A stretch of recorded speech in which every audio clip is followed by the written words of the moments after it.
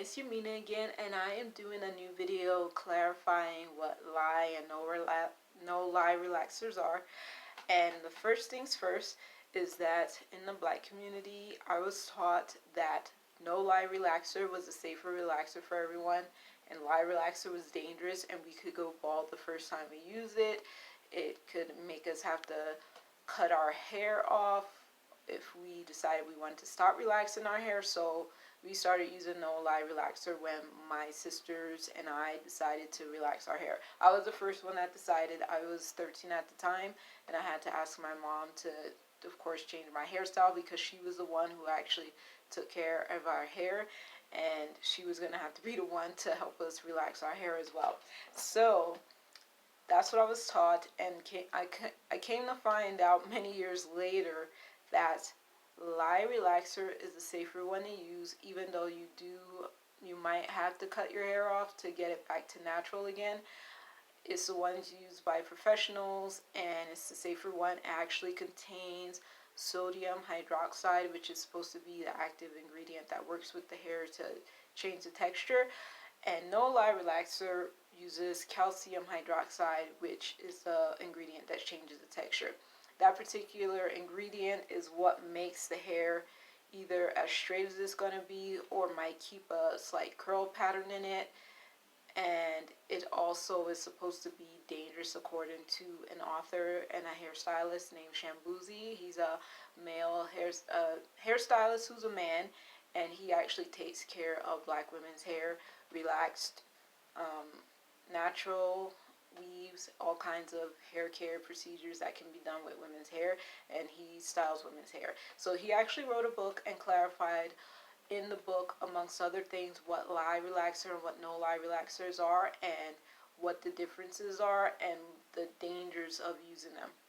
So to reiterate again, No Lye Relaxer is what I have been taught within the community was safe to use. Lye Relaxer was what I was taught was dangerous to use, and it turns out it's the opposite story.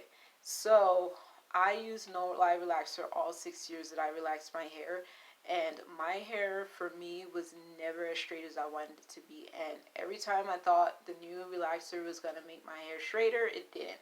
And that's because the calcium hydroxide was the particular ingredient that made any moisture in my hair get locked out, and it also made any kind of pattern in my hair was not going to be worked out. So any kind of curl that I had or any kind of wave to my hair that I had was locked in from the first time I was relaxed with No Lye Relaxer.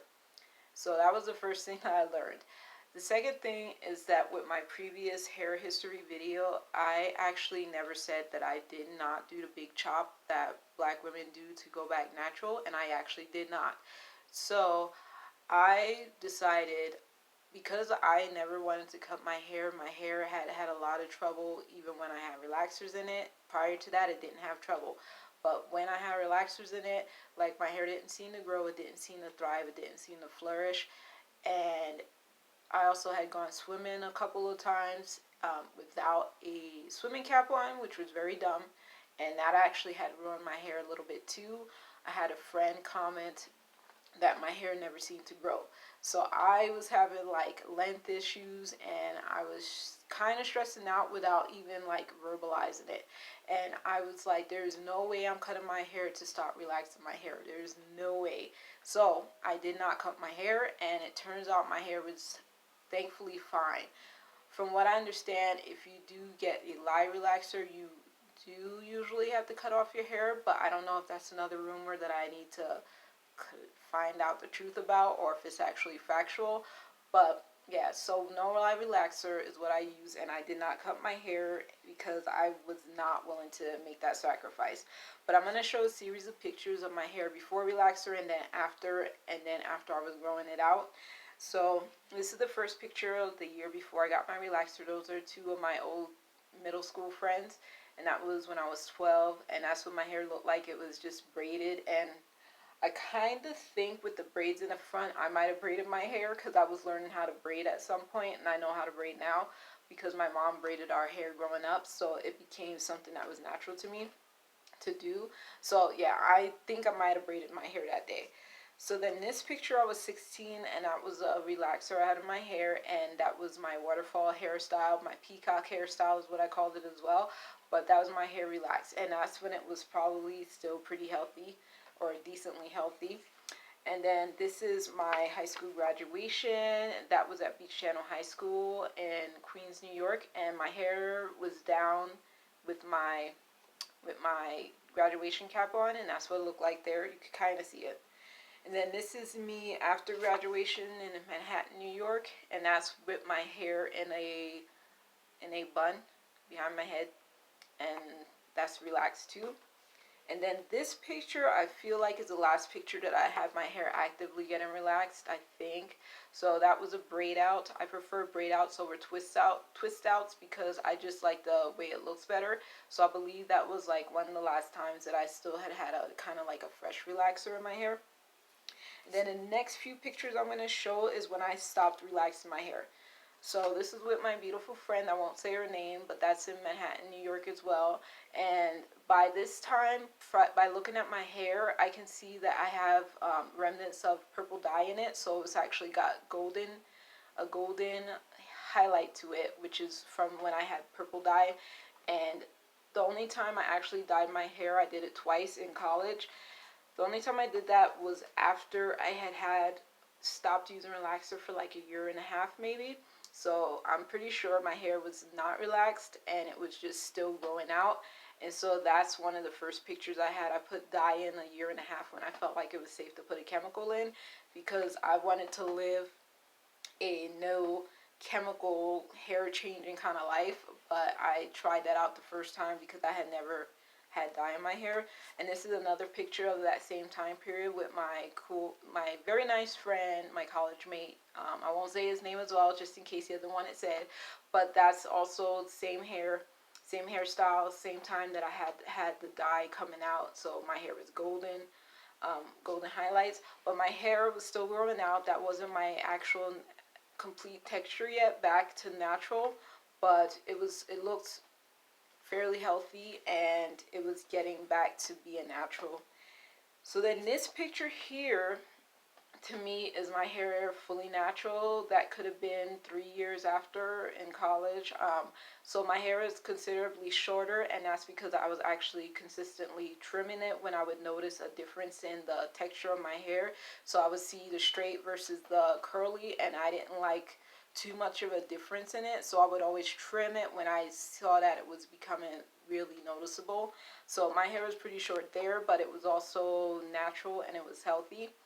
And then this picture is my last year in college. It was when the second time I had decided to put a little bit of dye in my hair. So I had a little purple dye in my hair, and my hair was still kind of short and it was still healthy. And also, I would like to say that even though it was healthy, I decided never to dye my hair again because my hair does not flourish with chemicals in it. Chemicals that are supposed to be like having active ingredients like that.